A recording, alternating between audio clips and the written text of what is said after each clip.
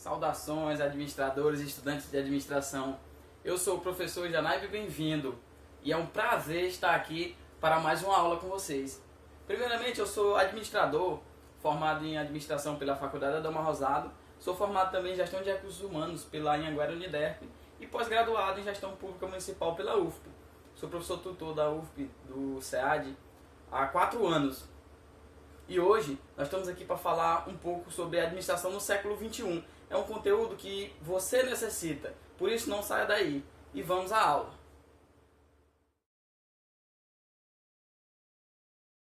Hoje nós vamos falar sobre a teoria da contingência, também sobre alguns elementos que estão em alta nesse mundo empresarial, que é a questão das startups, elevator pitch, a fintechs, investidores anjo e unicórnios empresariais.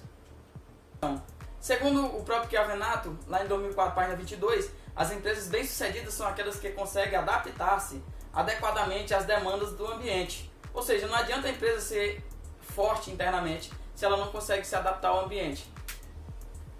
E uma das coisas que ela enfatiza é que não há apenas uma única forma de fazer as coisas, de organizar. E a teoria da contingência, ela vem desmistificar isso. Ela vem dizer que para cada situação há uma forma diferente de se resolver. As variáveis que produzem maior impacto sobre as organizações são o ambiente e a tecnologia. Para o ambiente, nós podemos analisar ele de duas formas: o ambiente geral e o ambiente de tarefas. Esse tal de ambiente geral, ele é um conjunto de condições semelhantes para todas as organizações. É como se fosse a comunidade empresarial toda. Dentre ele está lá todas as empresas, concorrentes, não concorrentes, todos sendo influenciados pelo aquele mesmo ambiente. E quais são essas condições? São aquelas condições tecnológicas, legais, políticas, econômicas, demográficas, ecológicas, condições culturais, dentre outras. Mas todas as empresas estão sendo influenciadas por essas mesmas condições. Já dentro do ambiente de tarefas, o ambiente mais próximo e imediato da organização são as correlações que a empresa individual tem mais próxima, que é com seus fornecedores de entrada, seus clientes, usuários, seus concorrentes, as entidades reguladoras. Isso tudo faz parte desse ambiente de tarefa.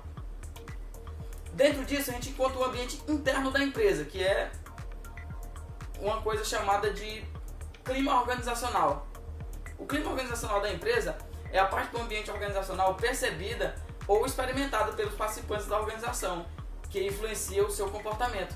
Ou seja, é quando o funcionário consegue distinguir na empresa se ela é boa ou ruim de se trabalhar, dependendo da interação entre o funcionário, seus subordinados, os seus gestores ou seus colegas de trabalho.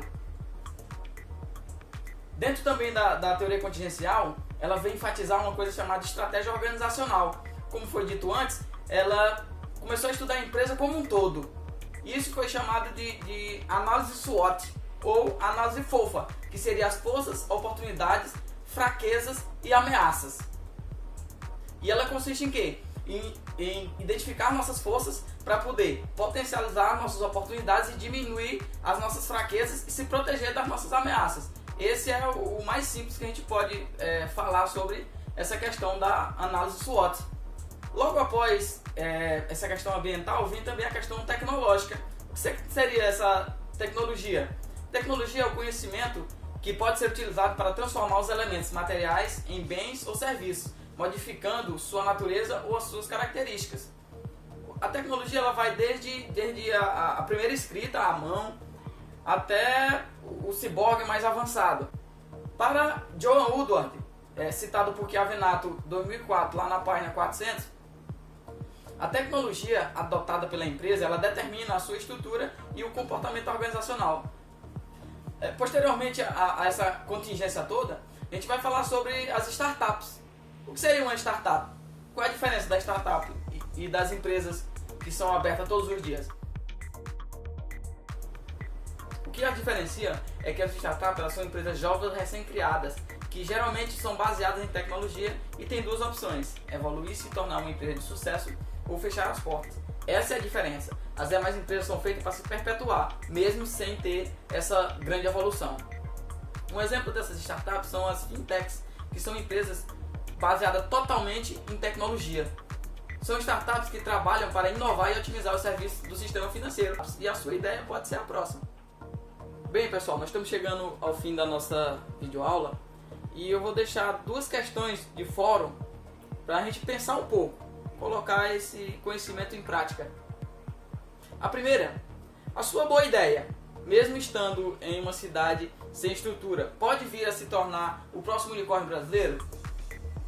E aí, será que a sua ideia tem potencial para isso? E a segunda é a questão do empreendedorismo. Na sua opinião, o empreendedor, ele nasce empreendedor ou isso pode ser aprendido com muito estudo e muita dedicação? Então, para finalizar, como eu geralmente digo nas minhas turmas de administração, o conhecimento e a melhoria contínua para nós, administradores do século XXI, não é mais uma opção, é uma obrigação. Por isso, bons estudos!